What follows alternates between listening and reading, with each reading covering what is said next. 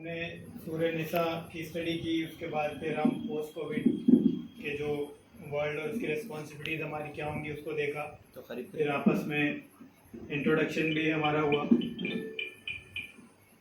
ابھی ہمارے مہمان مقرر الحمدللہ وقت پر تشریف لے آئے ہیں، نجیب احمد زبیر صاحب، جو میڈیکل انڈسٹری سے آپ کا جو ہے تعلق رہا ہے۔ آپ سعودی عرب میں کئی سال گزار کر آئے ہیں اور یہاں پر مختلف ذمہ داریوں پر بھی ہیں، اور آپ کا جو اہم اسٹڈی ہے قرآن اور سیرت، اور آپ نے دعویٰ میں بھی الحمدللہ کافی کام کیا ہے، اور اس دین کو پھیلانے نشر و اشاعت میں جو ہے آپ کا ایک بڑا اہم جو ہے کردار رہا ہے۔ میں خواہش کرتا ہوں جناب نجیب احمد زبیر صاحب سے قرآن، پروفٹ اینڈ اور نیشنل گریڈس اس عنوان کے تحت ہماری رہنمائی فرمائیں، اور اگر آپ چاہیں تو یہ انٹریکٹیو سیشن، اگر کچھ کوشچنس آنسر یا کچھ ڈسکشن بھی کرنا چاہیں تو اس میں بھی تبدیل کیا جا سکتا ہے، اور یہ آپ کی خواہش کے مطابق جیسا آپ چلانا چاہیں آپ جو ہے اس کو چلا سکتے ہیں۔ حافظ نجیب احمد زبیر صاحب۔ الحمدللہ رب العالمین، اللہم صلی علی محمد وعلی آل سیدنا محمد بارک وسلم۔ اللہم رب اشرح لی صدری ویسر لی امری واحلل عقدۃ من لسانی یفقہوا قولی۔ اللہم ربنا زدنا علما، اللہم انا نسألک علما لا ينفع، اللہم انفعنا بما علمتنا وعلمنا ما ينفعنا۔ میں بہرحال اس پروگرام کو تقریر کے حصے سے نہیں بلکہ ایک طالب علم اپنے دوستوں کے ساتھ معلومات کا تبادلہ خیال شیئر کریں گے انشاءاللہ، اور بعض چیزیں بعض واقعات میں آپ کے سامنے رکھوں گا، اور میں آپ سے درخواست کروں گا کہ وہ واقعات کو غور سے سنیے آپ لوگ، جن کا تذکرہ اللہ کی کتاب میں ہے، جن کا تذکرہ اسلامی تاریخ میں ہے۔ اسلامی تاریخ کے جن واقعات کا تذکرہ میں آپ کو کر رہا ہوں، میں نے ایسے واقعات کو لیا ہے جن کو یورپینس نے سرٹیفائی کیا، اپنی کتابوں میں لکھا ہے، تاکہ آپ کو اس بات کا شرح صدر ہو جائے کہ کوئی مسلمان مورخین نے، ہسٹورینس نے نہیں لکھا ہے اس کو۔ سارٹن، ہیٹی، گبنس وغیرہ اس پائے درجے کے لوگوں نے اعتراف کیا ہے ان چیزوں، ان لوگوں کا واقعہ۔ لیکن میں جو واقعات کے سامنے پیش کر رہا ہوں، ہزاروں کے واقعات ہیں، ہماری صدیوں کی تاریخ ہے، کچھ واقعات جس میں ایک پروفیشنلز کا کردار کیا ہوتا ہے دنیا میں، پروفیشنلز نے دنیا کو کیسے تبدیل کر دیا، آپ کا مقام مرتبہ کیا ہے، میں وہ بتانے کی کوشش کر رہا ہوں۔ تاریخ میں، انسانی تاریخ میں آپ لوگوں کا کیا کردار رہا، آپ نے کیا کچھ کنٹریبیوٹ کیا ہے، اور آپ کس پائے کے لوگ ہیں، آپ کو یہ بتانے کی کوشش کروں گا۔ تو جو واقعات ہیں اس میں کچھ نکات ہیں جس پہ آپ لوگ تھوڑا سا توجہ دیجیے۔ دکھنے میں ایک واقعہ ہے لیکن اس کے پیچھے ایک تاریخ ہے، وہ دیکھیں۔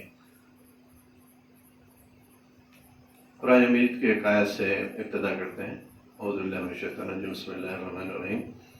وَلَقَدْ آتَيْنَا دَاوُودَ مِنَّا فَضْلًا يَا جِبَالُ أَوِّبِي مَعَهُ الطَّيْرَ وَأَلَنَّا لَهُ الْحَدِيدَ أَنِ اعْمَلْ سَابِغَاتٍ وَقَدِّرْ فِي السَّرْدِ وَاعْمَلْ صَالِحًا إِنَّهُ بِمَا تَعْمَلُونَ بَصِيرٌ۔ اس کا ترجمہ یا مفہوم یہ ہے، ہم نے داؤد کو ہماری طرف سے بہت بڑا فضل و کرم عطا کیا تھا، اور پہاڑوں کو حکم دیا تھا اور پرندوں کو حکم دیا تھا کہ داؤد کے ساتھ تم لوگ ہم آہنگی کرو، اور وَأَلَنَّا لَهُ الْحَدِيدَ، یہاں سے آپ کی بات شروع ہو رہی ہے۔ کس کی بات ہے؟ اللہ سبحانہ وتعالیٰ، خالق کائنات، رب ارض و سما، آپ کی بات صرف خالص پروفیشنل کی بات ہے، کوئی ایسی ویسی بات نہیں۔ وہ آیات کو میں کوٹ کروں، اور ایسی بہت سے آیتیں ہیں۔ آپ کا مقام مرتبہ تعین کیجیے، آپ کے اختیار میں، آپ کس قسم کے لوگ ہیں، تاریخ کے دھارے کو آپ لوگ کیسے بدل سکتے ہیں۔ وَأَلَنَّا لَهُ الْحَدِيدَ، داؤد کے لیے ہم نے لوہے کو نرم کر دیا۔ مفسرین نے لکھا کہ لوہے کو نرم کرنے کا مطلب کیا ہے، کہ حضرت داؤد علیہ السلام کو اللہ سبحانہ وتعالیٰ نے آئرن یا پھر اور انڈسٹری کو کیسے استعمال کیا جانا چاہیے وہ صلاحیت بخشی تھی۔ اس کو وَعَلَمْنَا لَهُ الْحَدِيدَ. یہ دیکھیے اب اللہ کا فرمان کیا ہے. اب سرو کر لیجیے، ٹی سرو کر لیجیے آرام سے.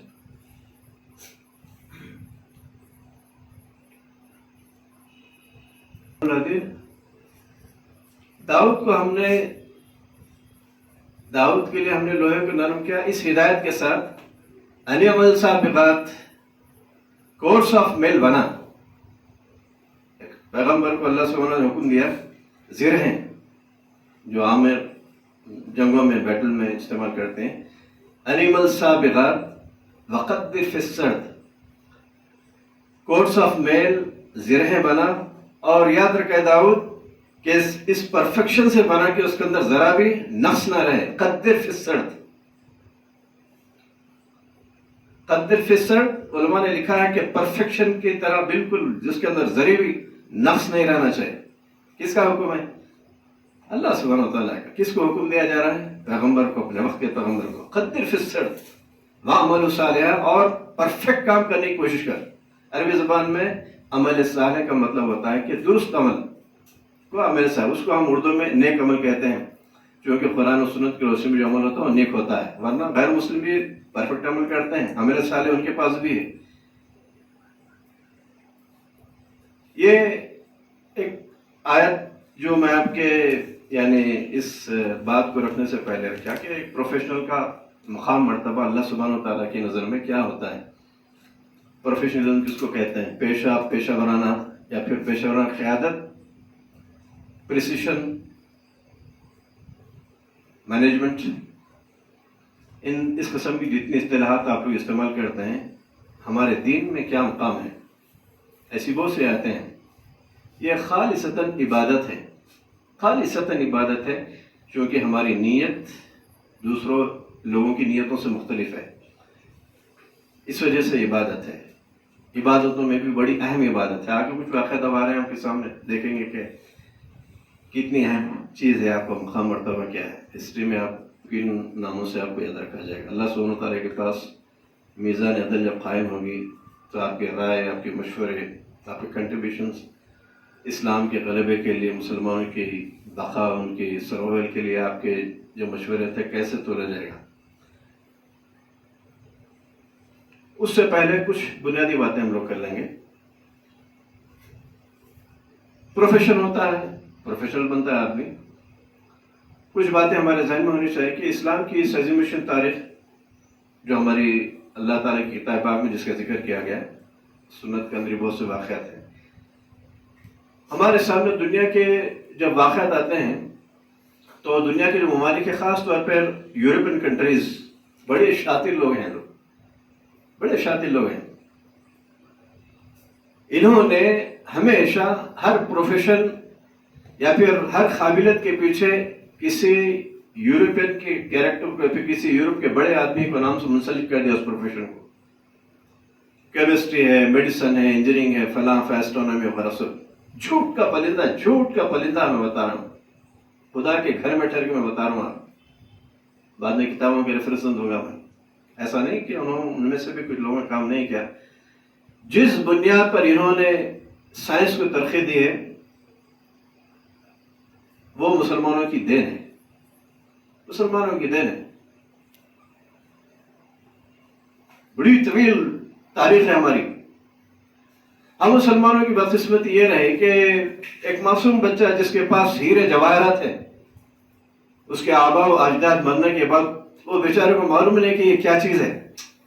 ہم مسلمانوں کی حالت فی الواقع ایسی بیائی نہیں ہے. ایسی ماں باپ کے انتقال کے بعد اس معصوم کا معلوم نہیں کہ محل میں جواہرات بھرے ہوئے، وہ سمجھ رہا ہے کہ بس کچھ یہ کھیلنے کی چیزیں، اس سے زیادہ شاید اس کو، لیکن دنیا تاک رہی ہے کہ کیسے اس کو لوٹ رہی، ہم کو اس کا احساس بھی نہیں ہے. ہمارے بڑے بڑے علماء نے اس پر تحقیق کیا، کہا کہ سب سے پہلی چیز جو ہم کو نقصان پہنچے وہ یہ کہ جب سے مسلمانوں کی سرپرستی حکومتوں نے چھوڑ دی ہے، وہاں سے ہمارا علمی زوال شروع ہوا. حصول علم کے لیے صرف مدرسوں کو جانا کافی نہیں، یونیورسٹیز کو جانا کافی نہیں، بلکہ اس کے لیے حکومتوں کی سرپرستی کی ضرورت ہوتی ہے. رسول اللہ صلی اللہ علیہ وسلم کے فوری آپ کے انتقال کے بعد بہت بڑا ریسرچ ورک شروع ہوا حضرت عمر رضی اللہ عنہ کے زمانے میں، اس کے بعد حضرت عثمان، حضرت علی، اس کے بعد پھر جو ڈیریل ہوئی ہماری خلافت، اس کے بعد بنو امیہ، بنو عباس کے اندر جو بڑے بڑے کام ہوئے، ایک بڑی تاریخ ہے اس کے اندر. پھر اس کے بعد خود مسلمانوں کے اندر اس زمانے کے اندر علم حاصل کرنے کا شوق تھا، ذوق تھا. یہ ایک آیت جو میں آپ کو ایک مثال کے طور پہ سنائیں گے سورہ سبا کی، ایسے بے شمار آیتیں ہیں جس کے اندر اللہ سبحانہ و تعالیٰ نے مختلف مقامات پر قرآن مجید فرمایا کہ اس دنیا میں یہ نعمتیں تمہارے لیے ہیں، خالصتاً آخرت میں ملے ہیں تمہارے لیے، لیکن اس دنیا میں وارث بھی مسلمان ہیں. پھر اس سے آگے بڑھ کے اللہ سبحانہ وتعالیٰ نے فرمایا کہ کنتم خیر امت اخرجت للناس، بی کیئرفل، معلوم ہونا چاہیے کہ تم کون ہیں. اخرجت عربی زبان کے اندر جس کا ترجمہ اردو میں کیا گیا ہے نکالا گیا، تمہارے کو برپا کیا گیا ہے، مبعوث کیا گیا ہے. کس کے لیے؟ للناس، لوگوں کی امامت کے لیے. کوئی معمولی لوگ نہیں ہیں تم لوگ، دہلی سے دوسرے خور میں آئے چلے گئے، ویسا تمہارا مقام نہیں ہے. علماء نے لکھا ہے کہ جب سے مسلمانوں کے اندر خلافت کا تصور کم ہوتا چلا گیا، اس کے بعد مسلمان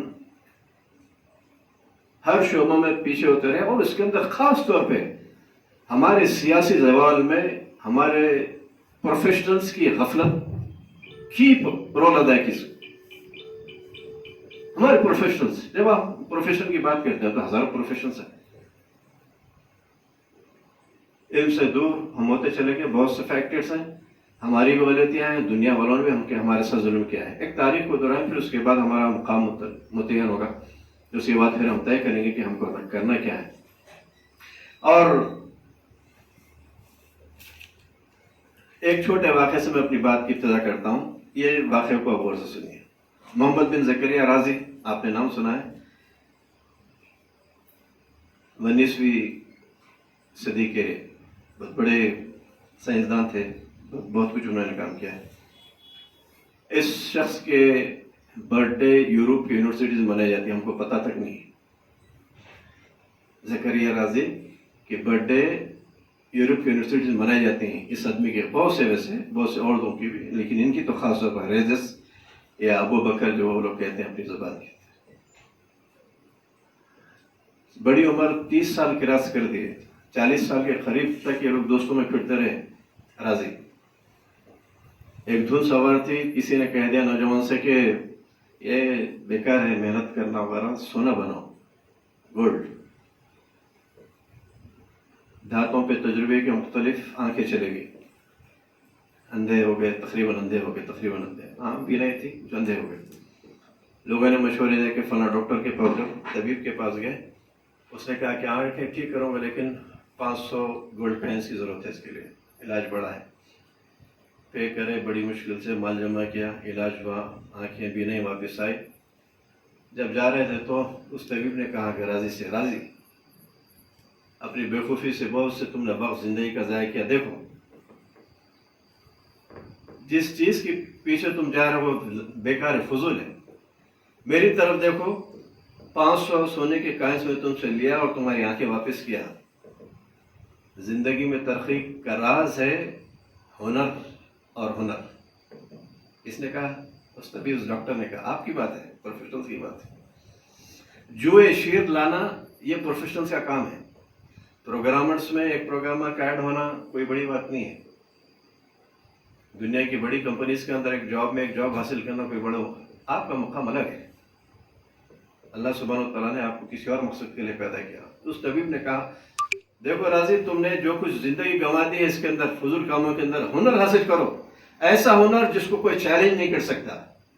دیکھو تمہارے سے 500 سونے کے سکے لیا ہوں، میں خوش ہوں کہ تم سے 500 سونے کے سکے لیا، اور تم خوش ہو کہ تمہیں کیا بینائی واپس آ گئی. وہ چیز ان کے ذہن میں بیٹھ گئی. اس کے بعد 38 سال کی عمر میں انہوں نے اپنے علمی سفر کا آغاز کیا. ابھی ہم نے سنا کسی نے کہا کہ 40 سال کے بعد ہماری معاشرے کا بدقسمت پہلو ہے کہ کہا جاتا ہے کہ اب کیا بچا. زندگی تو شروع ہوتی ہے یورپ میں تو 60 سال کے بعد. دنیا کے بڑے جو مشہور ریسرچرز جنہوں نے دنیا کا انقلابی کام کرے بڑی عمر میں کی انہوں نے. میں بھی مثال دوں گا بڑے سائنٹسٹ کے انڈیا کے.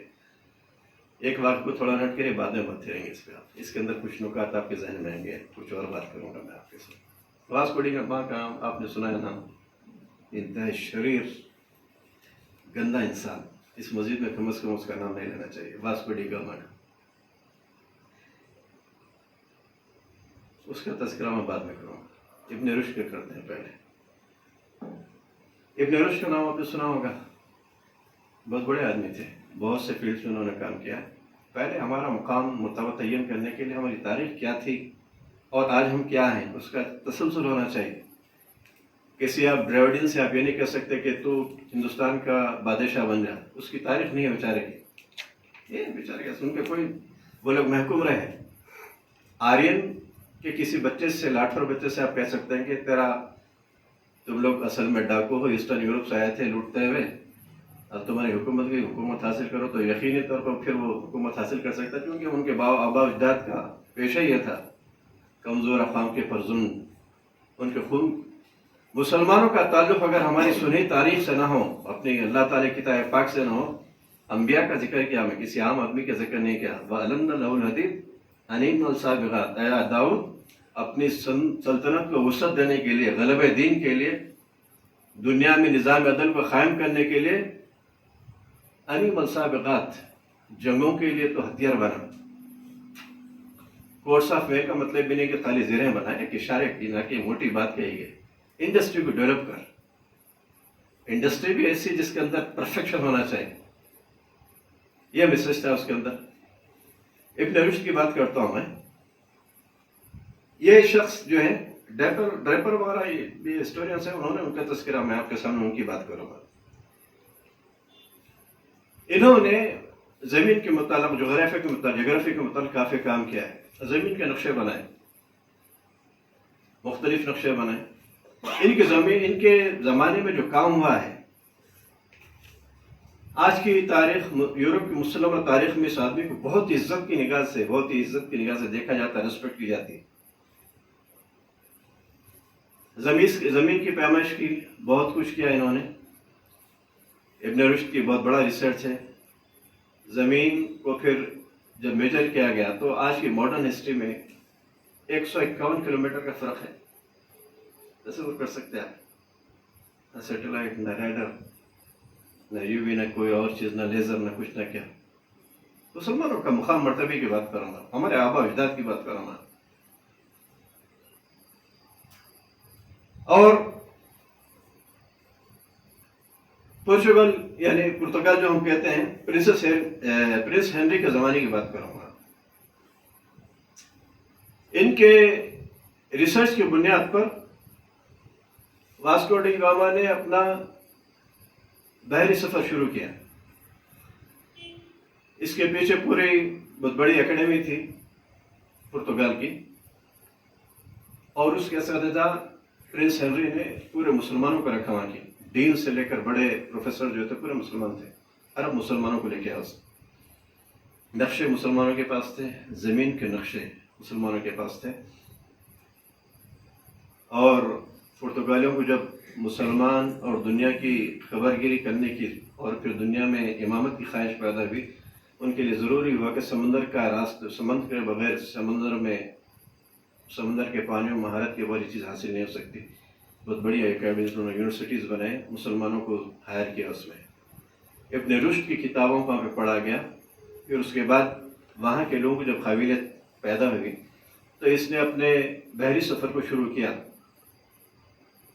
اور اس کو انڈیا آنے کی بے چینی تھی. واسکو جب انڈیا آنے کی کوشش کیا، کئی محمد کی ناکام ہوا. سمجھ میں نہیں آ رہا تھا کہ راستے کس طرح جاتے ہیں، کیسے جاتے ہیں انڈیا کو. موزمبیق پہنچا، افریقن کنٹری. 1 سال کے بعد بڑی مشکل سے تذکرہ کیا وہاں کے سلطان کا، مسلمان بادشاہ تھا. اس نے کہا کہ ٹھیک ہے. اس نے دل میں کہا کہ یہ بیوقوف انڈیا پہنچنے کے لیے بڑی ایری چوٹی کا زور لگا رہے ہیں. ہمارے لوگ انڈیا کو آتے جاتے ہیں. 2 بحری ماہرین کو اس کے ساتھ کیا. جب سفر شروع ہوا تو ایک مسلمان جو بحری راستوں کا ماہر تھا، اس نے کہا کہ میں عیسائی ہے، میں اس کی مدد نہیں کر سکتا، کافر ہے. कल के दिन धोखा से उसका विजन देखिए आप, बाद में चीज सही हुई, उसने छोड़ दिया। उसके बाद आप देखिए कि शहाबुद्दीन इब्न माजिद ने उनके साथ, उसके साथ फिर बहुत ही काबिल आदमी था। इस आदमी के पास इंस्ट्रूमेंट्स थे, इब्न माजिद के पास सारे ग्लोब के कहाँ से रास्ते जाते हैं, नॉटिकल माइल्स की हमारे पास कैलकुलेशन से परफेक्ट, कब कहाँ पर किस तरीके से इंडिया को पहुंचा जा सकता है। निकले अफ्रीका से होते हुए, इब्न माजिद साथ थे। उनके पास जो डिवाइसेस थे, एक उनके पास एक ऐसा कंपास था, यूरोपियंस को मालूम ही नहीं था कंपास क्या चीज होती। 32 डायरेक्शंस बताता था वो, 32 डायरेक्शन बताता था। वो हैरत से परेशान हो रहा था कि मुसलमान है क्या। बहरी रास्तों के जब मैप्स खोले इब्न माजिद, वास्को की नीयत खराब होना शुरू हुई। ये कुछ अजीब मखलूक है, मैं किसी और दुनिया में तहकीक के लिए मैं निकला यहाँ पे तो पहले से माहिरीन बैठे हुए। उन्होंने लिखा कि यूरोपियंस ने लिखा है कि जब वास्को डिगामा इंडिया की तरफ सफर हुआ तो रास्ते में 7 अरबों की किश्तियां मिले, 7 इसके सफर में, जो हिंदुस्तान को आना जाना उनके लिए खेल मशगला था। हैरत से दीवाना हो गया वास्को डिगामा, नियत खराब हो गई, क्योंकि उसका मिशन क्या था, ममालिक को फतह करना था। उसके बाद उसने जैसे रास्ते मालूम है, फिर मुसलमानों से उसने बहरी रास्तों के राज वाकिफ लिए, फिर मुसलमानों की बड़ी, उसके बाद बहुत से हीले बनाए। उसके बाद मुसलमान माहिरीन सैयदानों को कत्लेआम किया पुर्तगालियों ने। बड़ी भयानक तारीख है। काली का टाई वो लोग वहाँ से बिजनेस करने के लिए, फिर हिंदुस्तान पे अपने कदम जमाने के लिए ऐसे ही साजिश करें जैसे शाहजहां के दौर में आकर अंग्रेज़ों ने कहा था कि हुजूर थोड़ी सी ज़मीन दे दीजिए आप, हम छोटा सा कारोबार शुरू करने वाले हैं। तो शाहजहां तो एक अजीब गजीब किस्म का आदमी था, उसने कहा कि ठीक है, वो काम शुरू कर लो बंगाल की तरफ कुछ। उसके बाद आहिस्ता आहिस्ता हिंदुस्तान पे कब्जा करने की मनसूबबंदी की इन्होंने।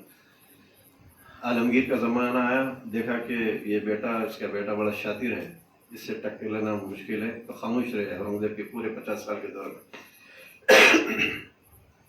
आलमगीर के इंतकाल के बाद हिंदुस्तान का इतना कुछ जामिया मनसूबा लोग बना लिए थे अंग्रेज, वही काम वास्को डिगामा के सफर के बाद पुर्तगालियों ने किया। ये जो सफर में जो आलात का इस्तेमाल है उसको भी आप लोग एज ए प्रोफेशनल ये पॉइंट की भी ध्यान में रखिए, आगे बात करेंगे इस पर। फिर और एक चीज की तरफ आइए आप,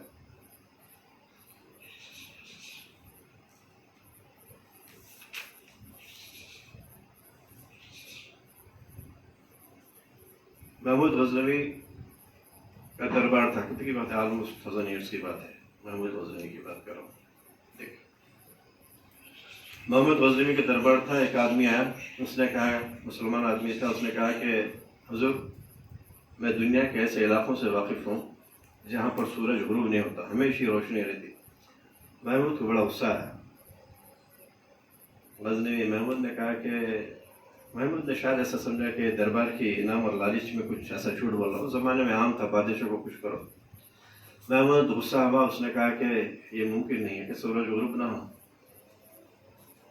एक दरबारियों में से एक आलिमुद्दीन ने कहा, सूरह कहफ की आयत, इसमें आपका मकाम है, प्रोफेशनल का मकाम। उसने कहा, एक बिट छोटा सा मैं आपके सामने पढ़ देता हूँ। बिस्मिल्लाह वजदहा ततलू अला कौमिन लम नजल लहुम मिन दुनिया सितरा। सूरह कहफ की आयत।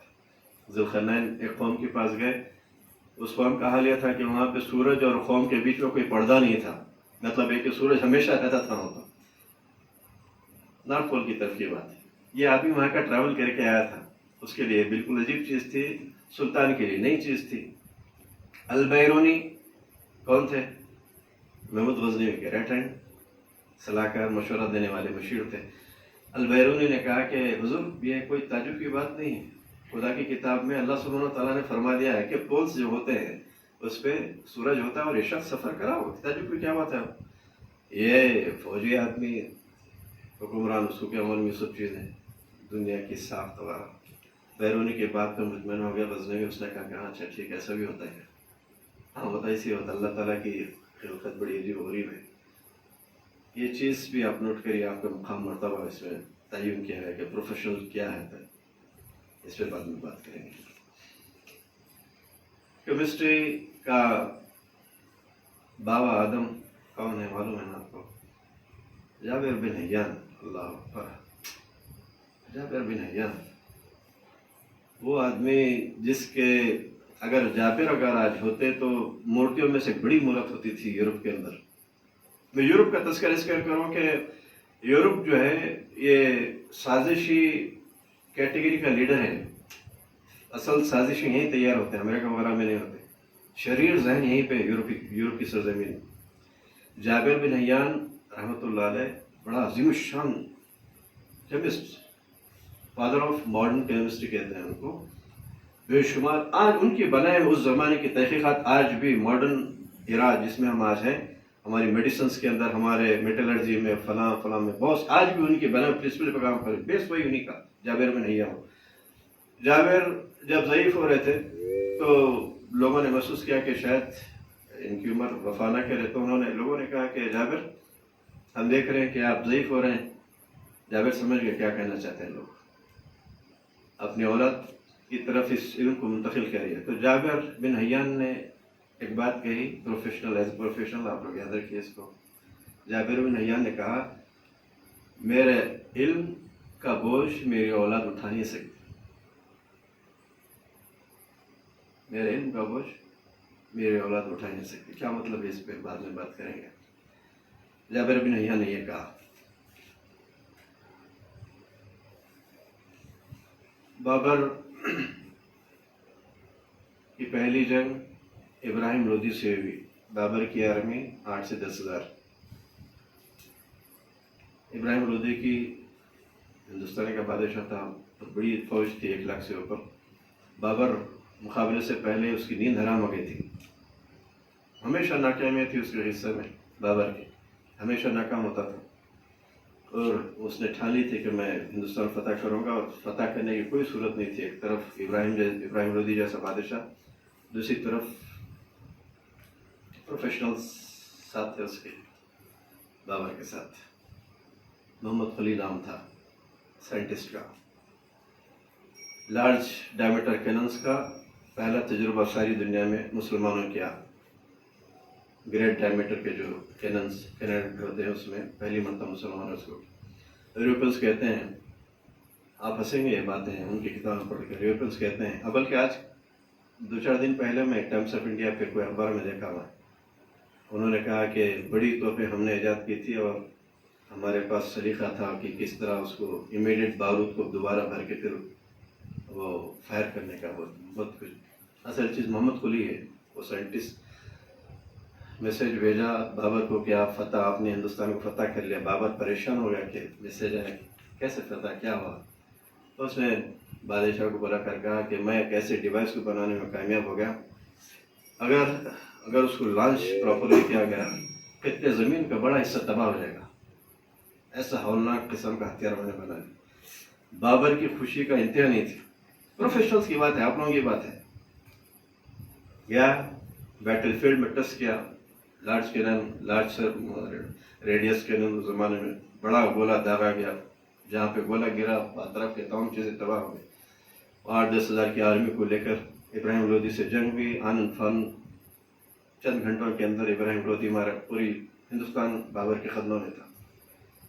آپ لوگوں کے کارناموں کا ذکر کر رہا ہوں، صرف نام مختلف ہے، عمر مختلف ہے، ایج مختلف ہے. اور یہ چھوڑ دیجیے اس زمانے کی بات. کچھ واقعہ میں آپ کا مقام مرتبے کے لیے رکھا. کچھ آج کی بات کریں گے. آئی ایس جو ہم بات کرتے ہیں، بڑے ریسرچ ہوتا ہے اوپر جا کے انٹرنیشنل اسپیس اسٹیشن. اس کے چیف آرکیٹیکٹ کون ہے؟ مسلمان ہے، قازقستان کا مسلم سائنٹسٹ ہے. کبھی اس کا نام سرفیس پہ آنے نہیں دی. مسلم سائنٹسٹ ڈیزائن کیا ہو، چیف آرکیٹیکٹ مسلمان ہے. دنیا کا سب سے ٹاپ میٹلرجی سائنٹسٹ ابھی مرحوم قدیر خان. دنیا کی تاریخ میٹلرجی کا سب سے top scientist doctor Abdul Qadeer Khan. اس کی ٹکر کا کوئی سائنٹسٹ نہیں تھا دنیا میں. امریکہ وغیرہ کے سائنٹسٹ کے جوتے کے برابر بھی نہیں آتے. پھر وہ آدمی ہیوی واٹرز اور سینٹریفیوج سے جس تیزی سے न्यूक्लियर बम बनाने के डिवाइस बनाने के लिए यूरेनियम को जैसे फ़रोग़ दिया, अभी भी आज की मॉडर्न वर्ल्ड परेशान है कि इतनी तेज़ी से इसने कैसे बनाया। उन्होंने एक टेक्निक इस्तेमाल की है इन्वर्टर्स की, एक हिस्ट्री आई थी बाज़ाब्ता उनकी ज़बानी, उसमें उन्होंने उसका जिक्र किया इशारतन। ऐसी टेक्नोलॉजी है, अभी तक शायद उनको अभी भी इसकी खबर नहीं है। हैवी वाटर्स और सर्टिफिकेट से कैसे कम वक्त के अंदर यूरेनियम को प्रोड्यूस किया सकते हैं बम बनाने का, किसी और की बात नहीं है, अभी की बात है। डॉक्टर अबुल कलाम जैसा साइंटिस्ट दुनिया की हिस्ट्री में पैदा नहीं हुआ। यूरोप और अमेरिका में जो फैकल्टीज होती हैं, एक ही फैकल्टी पे साइंटिस्ट काम करते हैं, उसी के प्रोफेशन होते हैं। डॉक्टर अबुल कलाम चूँकि मुसलमान थे, उनके पूरे कारनामों को ज़मीन के अंदर मिट्टी में दबा दिया गया। अगर ये आदमी कहीं किसी और कंट्री में होता तो पता नहीं उसका क्या क्या होता है। 4 फील्ड का माहिर था यार। रॉकेट इंजन डिज़ाइन के अंदर जो ऑलमोस्ट मिसाइल के डिज़ाइन के मिलता जुलता है,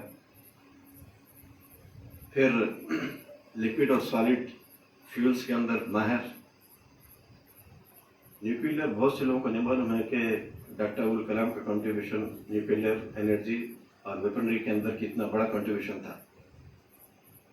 सबसे बड़ा इनका कारनामा यह है कि बिल्कुल लो कॉस्ट के ऊपर स्पेस टेक्नोलॉजी को, स्पेस इंजीनियरिंग को उन्होंने फ़रोग़ दिया। मामूली खर्चे के अंदर एक आदमी स्पेस में जा सकता है, सैटेलाइट्स को लॉन्च कर सकता है, सैटेलाइट्स को है। मुसलमान है कभी, और यहाँ पे हिंदुस्तान में शायद आप देखेंगे अपनी उम्रों में इस आदमी के नाम को मिटा दिया जाएगा। बॉटनी का एक मशहूर साइंटिस्ट है, बिलियंस ऑफ डॉलर के आपको नुकसान होते थे मालूम है दुनिया में। ये फसलें जब होती हैं, हार्वेस्टिंग से पहले जो कीड़ लगता है प्लांट्स को, पैडी फील्ड्स में इधर उधर, उसको रोकने के लिए इस आदमी का ऐसा ज़िम्मेशान कारनामा है, नाम भूलना है। ऐसे बेशुमार साइंटिस्ट से आपके मॉडर्न इसी ज़माने जिसमें हम लोग हैं, मैं कुछ ये नाम हमारी तारीख से आज के साइंसदानों के नाम जोड़ा हूँ।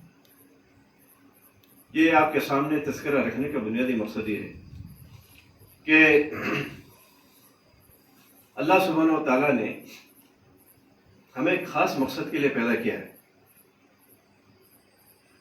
हम जॉब करने के लिए नहीं है दुनिया में, एज ए प्रोफेशनल की हैसियत से हमारी ज़िंदगी नहीं गुजर सकती।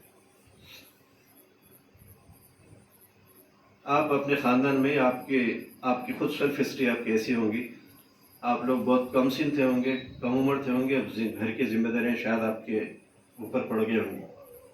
आपका लाइफ स्टाइल, आप दिखने में बच्चे थे होंगे लेकिन आपका लाइफ स्टाइल बड़े आदमी का था होगा। रिकॉल करिए अपने पास्ट को। आप लोग, आपके घर के जिम्मेदारियों का बोझ आपको बूढ़ा कर दिया होगा कम सीनी के अंदर। आपकी सोच, आपका काम बड़े लोगों की तरह होता है। आप कभी बचपन, आप थे बच्चे लेकिन बचपन नहीं देखा आपने। आप औरों की तरह नहीं खेल सकते थे, आप औरों की तरह लाइफ एंजॉय नहीं कर सकते थे। क्यों? उसकी बुनियादी वजह थी कि घर की जिम्मेदारियां थी। आप घर के बड़े थे, आप घर के समझदार बच्चे थे। आपके नीचे छोटे भाई थे जिनको पढ़ाने की आपकी जिम्मेदारी थी। आपके बहनें थे जिनकी शादी की आपको फिक्र करनी थी। जब ऐसा बच्चा बड़ा होता है तो बड़ी बड़ी जिम्मेदारियों को झेलता है। उम्मत मुस्लिमा की यही जिम्मेदारी है सर। अल्लाह सुब्हानहू तआला ने ऐसे बड़ी टफ जिम्मेदारियों के अंदर उम्मत मुस्लिमा को बर्पा किया। तो अब हम ये कहकर अपने आप को सेटिस्फाई नहीं कर सकते कि हम एक अच्छे प्रोफेशनल है और हमारा जॉब अच्छा है। नहीं, इससे आगे क्या सोच रहे हैं आपको? हम ये नहीं सोच सकते। आम लोगों के लिए, गैर इस्लामी दुनिया के लिए, गैर मुस्लिमीन के लिए तर्ज फिक्र मेरे और आपके लिए नहीं है। हज़रत उमर रज़ियल्लाहु अन्हु, उनके लिबास पे आम तौर पर कई पैबंद होते थे उनके। वो आदमी क्वार्टर ऑफ द वर्ल्ड का मालिक था, मजाक नहीं कोई। अरब, east and waste, quarter of the world का मालिक था आदमी, जिसके मौलाना मौदूदी रहमतुल्लाह अलैह ने, मुफस्सिर कुरान है, उन्होंने देखा कि मुसलमान की शान ये होती है कि दुनिया में रहा तो दुनिया परस्तों से ज़्यादा दुनिया के अंदर ज़िंदगी गुजारता है। मेटलिस्टिक की जो आखिरी इंतहा उससे ज़्यादा मुसलमान का जहन होता है। जहाँ तक पर्सनल लेवल की बात होती है तो फिर फ़कीराना ज़िंदगी होती है उसकी। دنیا کو ایسے برتتا ہے جیسے دنیا والے برتتے ہیں، اس میں کوئی کمپرومائز نہیں. آپ پروفیشنل ہیں تو پروفیشنلز کے آپ چیمپئنس ہونا چاہیے. پرسنل لائف آپ کی بالکل سادی ہونی چاہیے، جیسے حضرت عمر کے جسم پہ، ان کے جسم پہ جو کپڑے ہوتے تھے پائبند ہوتے تھے، پرسنل لائف ان کی وہ تھی. میرے جو کچھ بھی ارننگس ہے، میں بلینس آف ڈالرز کا مالک بھی ہوں تو کسی اور کے لیے، لیکن اتھارٹی آپ کی ہونی چاہیے، آپ اس کے مالک ہونے چاہیے. پروفیشنز پہ آپ کا قبضہ ہونا چاہیے، مال و دولت آپ کے پاس ہونی چاہیے، حکومت اقتدار آپ کے پاس ہونا چاہیے، اتھارٹی آپ کی چلنی چاہیے. یہ ہے آپ کا فرض، چونکہ آپ امین ہیں. آپ کو اس بات کا احساس ہے کہ اللہ سبحانہ و تعالیٰ نے آپ کو امین بنا کر دنیا کی نگرانی کے لیے، اللہ تعالیٰ کے دین کے غلبے کے لیے، اللہ تعالیٰ کے دین کی وسعت کے لیے پیدا کیا. کوئی آرڈنری قوم عام لوگوں کی طرح نہیں ہے. آپ جاب مل گیا، آپ اپنی فیملی نہیں، اس سے آگے کا سوچنا ہے. آپ کا وجود آپ کے معاشرے کے لیے مثال تو چھوٹی بات ہے، اس سے بڑھ کر ہونا چاہیے. یہ تصور جس نہج پہ رسول اللہ صلی اللہ علیہ وسلم نے صحابہ کی تربیت کی عجیب غریب مثال ہے تاریخ کی. رسول اللہ صلی اللہ علیہ وسلم کے زمانے میں بہت بڑے بڑے صحابہ تھے جو ملینرز تھے، بلکہ اب عشر مبشرہ میں سے آپ دیکھ لیجئے موسٹلی ویلدی لوگ ہیں. حضرت عمر، حضرت ابوبکر رضی اللہ عنہ بزنس مین، حضرت عمر ویلدی آدمی تھے خاندانی لحاظ سے، حضرت عثمان لاجواب، ان کی دولت کا تو شاید آج بھی شمار کرنا مشکل ہے. عبد الرحمن بن عوف، بڑے، ان کا تو کوئی نام نہیں لے سکتا ہسٹری میں. حضرت سعید یا پھر کچھ ایسے لوگ، حضرت علی وغیرہ، ورنہ موسٹلی جو ویلدی لوگ تھے. ذاتی آپ ان کی زندگیوں کا مطالعہ کریں گے، آپ یہ لوگ بالکل ایسا محسوس ہوتا تھا کہ یہ لوگ یعنی آرڈنری لوگ ہیں، بالکل اپنی پرسنل لائف میں. کپڑے حضرت عثمان رضی اللہ عنہ کو مطالعہ پتا تھا کہ بہت، لیکن عام طور پر دوسرے صحابہ کا بہت ہی سادی زندگی گزارا. رسول اللہ صلی اللہ علیہ وسلم نے تزکیہ اسی طرح کیا.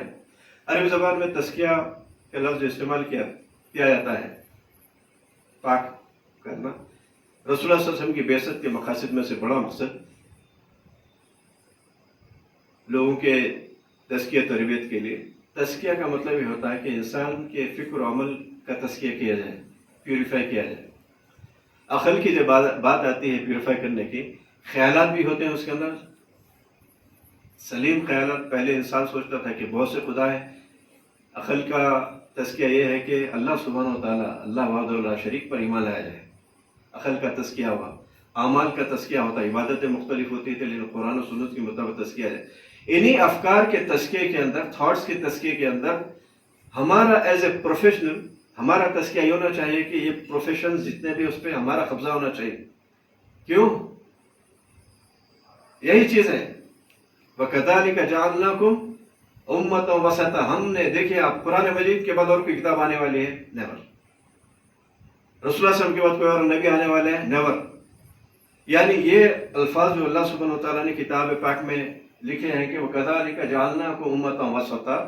عربی زبان میں وسطہ کا مطلب یہ ہے کہ آپ بیچ کی راہ چلیں گے امت مسلمہ سے، کہ اللہ سبحانہ و تعالیٰ نے ہر ڈائریکشنز میں آپ کو دنیا کو سنبھال کر لے کے چلنا ہے. ہاں، یہ ذمہ داری آپ کو دیا، مان قبول کرو نہ کرو، آپ کو قبول کرنا پڑتا ہے. ایسا کیا مسلمان ہے؟ بائی برتھ آپ مسلمان. اگر امامت کی حیثیت سے آپ کو پیش کیا گیا، امامت کا یعنی ہمارے پاس بہت ہی محدود تصور ہے کہ مسجد مصلی پھر کسی اور کا امام ہو. نہیں، آپ ہر چیز میں آپ کو امام کی حیثیت سے، آپ کو ہر ڈائریکشن میں قوموں کی رہنمائی کرنا ہے. آپ بینکر ہیں تو آپ کو دنیا کو بتانا ہے کہ بینک کی حقیقت میں کیا نام ہے، اس مال و دولت سے ساری دنیا کیسے مستفید ہو سکتی ہے. آپ بزنس مین ہیں تو بزنس کر کے آپ کو بتانا ہے. آپ دوسرے پروفیشنز کے اندر ہیں تو آپ کو دنیا کو گائیڈ کرنا ہے. دیٹ مینس کہ ہر فیلڈ میں آپ کمانڈر ہونا چاہیے، اسٹریننگ آپ کے پاس ہونی چاہیے. وَكَذَلِكَ جَعَلْنَاكُمْ أُمَّةً وَسَطًا. اسی طرح ہم نے آپ کو بیچ کی امت بنایا ہے. اللہ سبحانہ وتعالیٰ کا حکم ہے، بائی برتھ آپ کو گفٹ دیا گیا ہے. ابھی کچھ واقعات میں نے آپ کے سامنے پیش کیا کہ انہوں نے، ان پروفیشنلز نے بادشاہوں کے ہاتھ، مسلمان عمرہ کے ہاتھ مضبوط کیے، دنیا کو انہوں نے فتح کیا. پروفیشنلز کی بات کروں میں، یہ کیٹیگری بڑی امپورٹنٹ کیٹیگری ہے. بادشاہ مجبور رہتا اس کے سامنے سوائے فیصلے کچھ نہیں. اصل میں مشیر ہوتے ہیں, اس کے وزراء ہوتے ہیں جو اس کو مشورہ دیتے ہیں. البیرونی نے محمود سے کہا کہ کوئی تعجب کی کیا بات ہے, اکبر کے ساتھ فیضی تھے, بہت سے لوگوں کے ساتھ بڑے بڑے اپنے وقت کے علماء تھے جو گائیڈ کرتے تھے. خلافت راشدہ تک, رسول اللہ صلی اللہ علیہ وسلم سے خلافت راشدہ تک وقت کے حاکم اور وقت کے عالم دین حکمرانی ہوتے تھے. ایک بڑی حقیقت میں آپ کے سامنے رکھنا چاہتا ہوں وقت ختم ہونے سے پہلے. جتنے بھی میں دنیا کے بڑے سائنٹسٹ مسلم سائنسدانوں کا مطالعہ کیا ہے چھوٹی سی اپنی حیثیت سے, میں الحمدللہ پورے شرع صدر کے ساتھ میں آپ کے سامنے بیعت کہہ سکتا ہوں, موسٹلی یہ لوگ حفاظ قرآن تھے.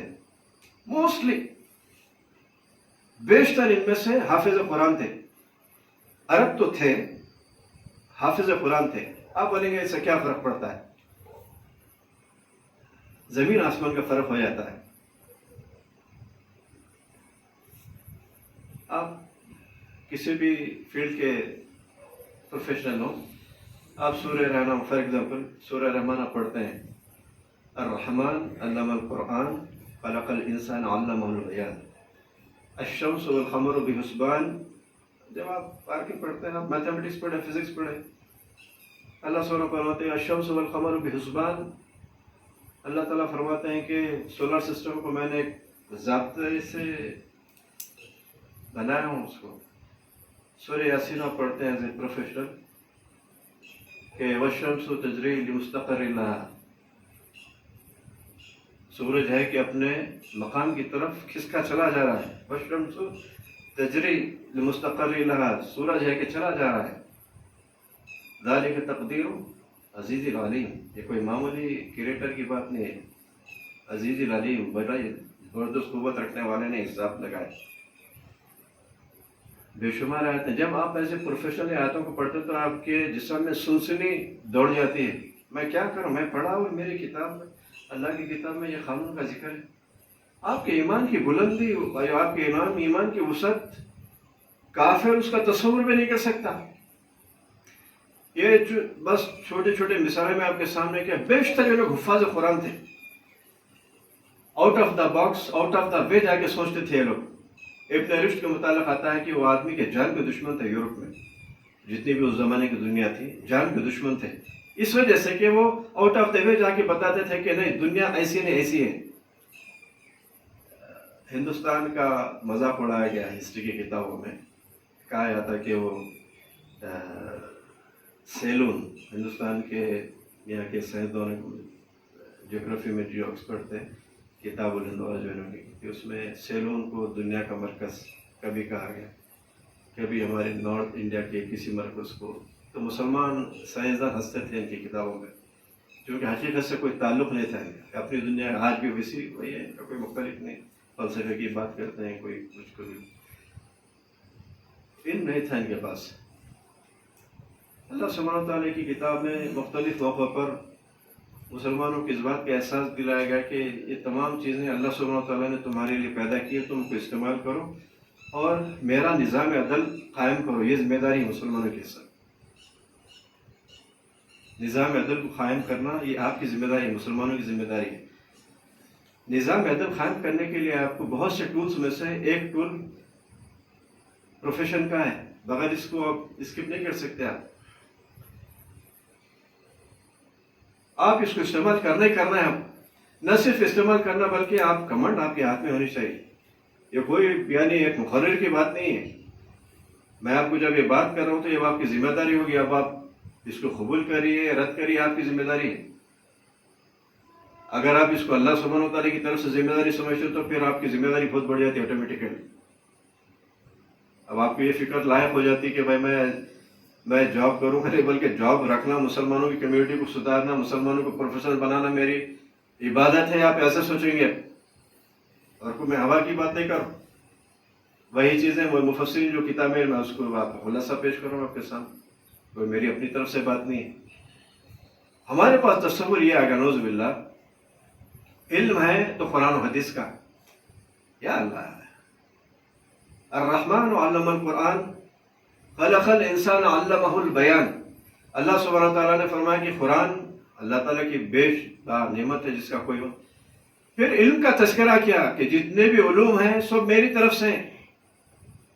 مزید تشریح اللہ سبحانہ تعالیٰ نے بار بار کی. سورہ بقرہ میں ایک بڑی آیت ہے, آیت الکرسی. اللہ سبحانہ تعالیٰ فرماتے ہیں کہ وَلَا يُحِيطُونَ بِشَيْءٍ مِّنْ عِلْمِهِ, کسی کو علم نہیں ملتا. وَلَا يُحِيطُونَ, کوئی احاطہ نہیں کر سکتا. وَلَا يُحِيطُونَ بِشَيْءٍ, معمولی چیز کا اس کے علم میں اضافہ نہیں ہو سکتا. الا بما شاء, جب تک اللہ سبحانہ تعالیٰ اس کو وہ علم دینا نہ چاہے, کوئی سائنٹسٹ کے علم میں ذرا اضافہ نہیں ہو سکتا. مطلب یہ کہ آج کی تاریخ میں ایز آف ٹوڈے کسی کو اگر علم ملا ہے تو صرف اللہ سبحانہ تعالیٰ کی مہربانی سے ملا. علم کا کتنا بڑا تصور اللہ تعالیٰ آپ کے سامنے دے رہے. قرآن و سنت بھی علم ہے, جو حقائق آپ کے اوپر منکشف ہوئے وہ بھی علم ہے. اس کی خدمت کرنا, اس کو استعمال کرنا بھی ویسے ثواب ہے آپ کے لیے جیسے قرآن و حدیث سے آپ مستفید ہوتے ہیں. ہماری پوری تگ و دو کی قیادت قرآن و سنت کی نہیں چاہیے. ہماری ٹرین, ہماری ریل کا پہلا ڈبہ قرآن و سنت کا ہونا چاہیے صحیح ٹریک پہ چلنے کے لیے. لیکن علوم ساری دنیا کے ہیں. اللہ سبحانہ تعالیٰ نے آپ کو اس امامت کا حق ادا کرنے کے لیے آپ تصور کیجئے یہ جتنے بڑے ریسرچ ہوئے ہیں جس کی بنیاد پر ماڈرن سائنس چل رہی ہے, اس کے ویلز پورے مسلمانوں میں بنے. سائنٹیفک ریسرچ کے مسلمانوں کا بنا ہوا علم ہے. یورپینس نے ایک میں بی ایس سی کے فرسٹ یا سیکنڈ ایئر میں فزکس کا ایک چیپٹر تھا کیپلر پلانیٹری موشن کے نام پہ, اچھا یاد ہے مجھے. اب میں کو ریسنٹ مطلب 10-15 سال پہلے تک میں سمجھتا تھا کہ شاید میں ابھی پڑھا, میں ہماری کتاب پڑھا, ہمارے مسلم اللہ استغفر اللہ, یعنی کیسی بے شرمی سے وہ یورپ کے ایک سائنٹسٹ کی طرف وہ ڈائیورٹ کیسے, یعنی آپ تعجب کریں گے. پھر میں اس کو تھوڑا سا اور ریسرچ کرا پرسنل پہ, یہ لوگ کیسے کرتے تھے اتنے شاطر. پلیگرزم جو ہے کسی کے مواد کو چرانا, یہ لوگ کرتے کیا تھے کہ یہ لوگ عربی سیکھے, یہ لوگ یورپینس جو ہے عربی سیکھے. مسلم سائنٹسٹ مسلمانوں کا جب زوال شروع ہوا, پولیٹیکل فال شروع ہوا, وہ کتابوں کو نام پہ ٹرانسفر کر دی. اللہ اکبر, بے شمار ریسرچ جو مسلمانوں نے کہ اپنے بے شرمی سے اپنے نام لکھ لے نیچے. یورپ کے اندر جب اچھے لوگ آئے, آج کی تاریخ میں بھی اچھے لوگ ہیں, انہوں نے کہا کہ جھوٹ ہے, تم جھوٹ کا پرندہ ہے, تاریخ تم کو کبھی وہی اتنے لوگ ہیں ہٹی وغیرہ گیبلس وغیرہ کی بات کی, انہوں نے لکھا شرم بے شرمی سے لکھے تم لوگ مسلمانوں کا کریڈٹ تم چرا نہیں سکتے. اس کے بہت سے وجوہات تھے. مسلمانوں کو کسی قوم کو کچلنا ہے تو اس کا رشتہ علم سے کاٹ دینا, تو انہوں نے کامیاب ہوئے. مسلمانوں کو بتا دیا کہ بھائی تم کچھ بھی نہیں ہے, تم جاہل قوم, تو ہماری اپنے آبا و اجداد کی تاریخ سے ہم واقف نہیں ہے تو ہم اپنے آپ کو جاہل سمجھنے لگے. موسٹلی ان میں سے بہت سے جو لوگ تھے قرآن حفاظ قرآن تھے. اس میں اللہ کے رسول صلی اللہ علیہ وسلم کی سیرت اور آپ کے طریقے تربیت سے واقف تھے لوگ.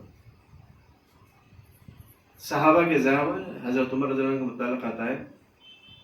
حضرت عمر رضی اللہ عنہ کا قتل, آپ کی شہادت کا واقعہ بھی اسی سے منسلک ہے. آپ نے ایک فارسی و نسل پروفیشنل تھا, پنچکی کے متعلق پانی سے جو انرجی کے جو سورسز تھے اس زمانے میں, آپ نے کہا کہ اس سے بلا, اس کو بلا کے دربار خلاف بلا کے اس نے کہا, آپ نے کہا کہ ہمارے لیے پنچکی کا وہ جو ٹیکنالوجی ہے ہماری طرف منتقل کرو.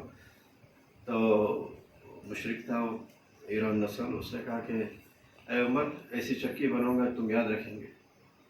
تحت اللہ اس نے دھمکی دی حضرت عمر رضی اللہ عنہ. خار تھا. اس کے بعد پھر آپ کی شہادت کا واقعہ پیش آیا. بتانے کہنے کا مطلب یہ ہے کہ ہمارے یعنی رسول اللہ علیہ وسلم کے زمانے ہی سے یہ علوم پر قبضہ, علوم کو پھر اپلائیڈ علم میں بدلنا, یہ رسول اللہ علیہ وسلم کی تربیت ہے. ایک سائنس ہوتی ہے, ایک اپلائیڈ سائنس ہوتی ہے.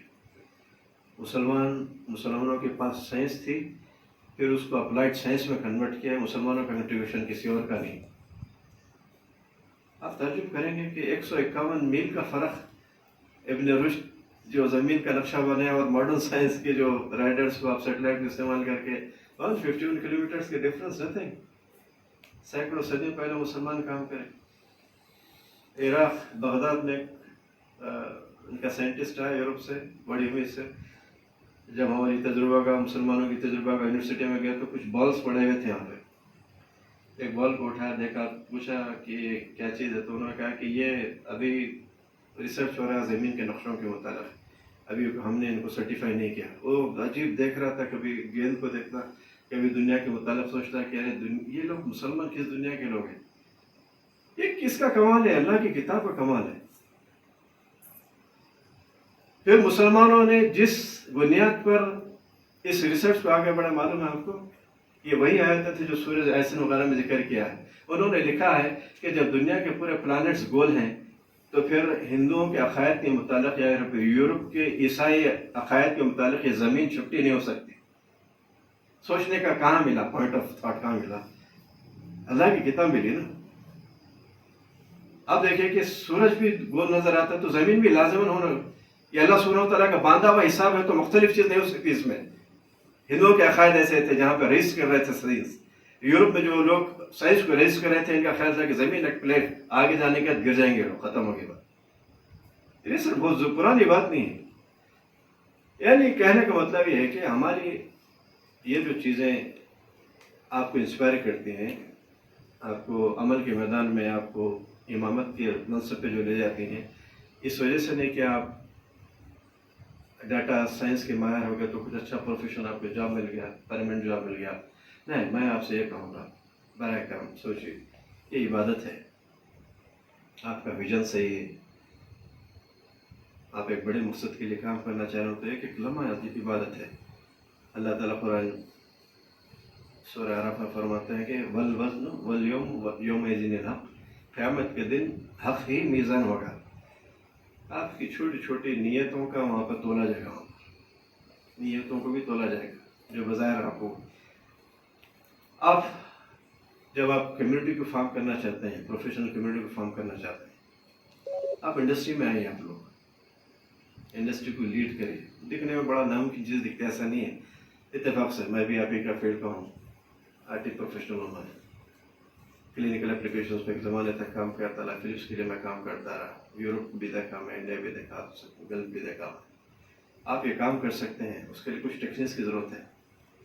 آپ اپنے ریسپانس سینٹر انڈیا میں بنا سکتے ہیں. آپ چھوٹے معمولی خرچے پہ ریسپانس سینٹرز آپ بنا سکتے ہیں, کامیاب ریسپانس سینٹر بنا سکتے ہیں. فلپس کے ریسپانس سینٹرز کی میں پورا کے میکینک سے واقف ہوں. یہ بعض چیزیں دیکھتے, بعض انسان کسی اور وجہ سے مجبور ہوتا ہے, لیکن جن لوگوں کو رسپانسبلٹی اتنی زیادہ نہیں ہے, آسانی سے بیئر کر سکتے. اپنی پڑھائی کے لیے اور ممالک کا بھی رخ کریے آپ لوگ. سعودی عرب اللہ کا نہیں ہے, ہندوستان اللہ کا نہیں, ساری چیزیں اللہ تعالیٰ کی. ہمارا جو تصور ہے کہ نہیں, اگر علوم کی حاصل کرنے کے لیے اگر آپ لوگوں کو اپنے حالات اجازت دیتے ہیں تو آپ یہ مت بیٹھیے. آپ اللہ کے دین کی خدمت آپ کہیں سے بھی کر سکتے. علوم جب تک آپ اتھارٹی نہیں, آپ کی زبان کی اہمیت نہیں, تہذیب, آپ جب تک کوئی بڑا کام نہیں کر سکتے. آپ رکے, آپ مجبوری سے رکے کسی جاب کرنے کے لیے, ہو سکتا ہے آپ کے مسائل حل ہو گئے, اب آپ مت ٹھہریے. مرتے دم تک ڈاکٹر حمید اللہ کا نام ہے, آپ نے شاید سنا ہوگا. اللہ سبحانہ رحم کرے. ڈاکٹر حمید اللہ ان کی خبر پہ جنت الفردوس کا فیصلہ بنا. انتقال سے جسٹ پہلے تقریباً 60 یا 70 زبانوں کو جانتے تھے وہ. یعنی آپ تصور کیجیے, 60 یا 70 زبانوں کو جانتے تھے دعوت دین کے لیے. تھاؤزنڈس آف, یعنی بے شمار پڑھے لکھے لوگ یورپ کے اندر ان کے ہاتھ پہ اسلام قبول کیے. ایک آرٹیکل کے متعلق ڈاکٹر حمید اللہ کے متعلق میں خود پڑھا ہوں کہ جرمنی کا مشہور اخبار ہے, جرمن فرینچ وغیرہ, اپنے ہاتھوں سے کتابیں لکھی اس میں, جرمن میں, فرینچ میں, عربی میں, اردو, فارسی, کئی زبان کے چیمپئن تھے. وہ ڈائریکٹ لکھتے تھے اپنے ہاتھ سے. تو وہ آدمی کی اتھارٹی قلم کی جو یورپ جس پہ تسلیم کرتا تھا, ایک آدمی نے ان کے آرٹیکل کے خلاف لکھا تو اس اخبار میں اس کے پورا آرٹیکل چھاپنے کا نیچے لکھا کہ please refer to doctor Hamidullah so and so volume. That's it, ختم ہو گیا. بتا کے بات ہی مت کریے. اب اس نے یہ میسج دیا کہ حمید اللہ کا لکھا ہوا لفظ ہمارے لیے لفظ آخر, حرف آخر, ختم, سے آگے بات مت کرو. آپ جو کچھ لکھا ہم نے پرنٹ تو کر دیا, لیکن اس کا جواب کے لیے حمید اللہ نے فلاں ہمارے اخبار کے ویلیو میں آپ کو اس کا ریفرنس مل جائے گا. That's it. بھائیو, میں ایک چھوٹی دعا ہے، بڑی عظیم الشان دعا ہے، اس کو اگر آپ لوگوں کو میں امید کرتا ہوں کہ یاد رکھنا چاہیے، پروفیشنلز کے لیے بڑی قیمتی دعا ہے، ہو گیا تو یاد کر لیجیے یا پھر انٹرنیٹ وغیرہ سے ڈاؤن لوڈ کر دیجیے۔ یہ حدیث حسن درجے کی حدیث ہے، اچھی حدیث ہے، اس کے کچھ لفظی اختلاف میں ملتی جلتی حدیث کے متعلق بعض دوسرے محدثین نے ضعیف، کوئی حدیث کا ضعیف ہونے کا مطلب یہ نہیں ہے کہ وہ ریجیکٹ ہو گئے، نہیں، اس کے اندر بعض ایسے لوگ آ جاتے جو بھروسہ نہیں کر سکتے، لیکن جب حدیث دوسرے محدثین اس کو سرٹیفائی کرتے تو پھر وہ آتھینٹک ہو جاتی۔ یہ بڑے علم کا نام ہے، بڑے حسن درجے کی اچھی ہے۔ البانی رحمۃ اللہ علیہ نے اس کو سلسلہ صحیحہ کے اندر لکھا ہے۔